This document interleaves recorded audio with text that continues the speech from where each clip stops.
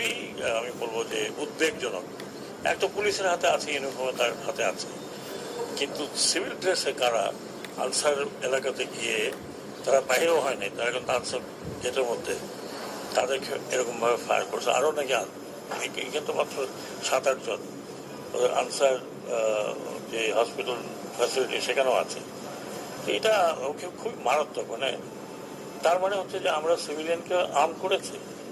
আমি কোন লিগ বুঝি না। আমার কথা হচ্ছে যে প্রহিবিটেড বোর্ড, 1 নম্বর প্রহিবিটেড বোর্ড নিশ্চয়ই বুঝেন, যেটা বাইরে পাওয়া যায় না, নিষিদ্ধ বোর্ড, যেটা সিভিলিয়ানের হাতে যাওয়ার কথা না, সেটা অথরাইজড পুলিশকে করা হয়েছিল, র্যাবকে করা হয়েছিল। সেই ওয়েপন কিভাবে এদের হাতে গেল এবং এই ওয়েপনের ফায়ারিংটা এই আপনার আনসারদের ওরা প্রায় হয়নি।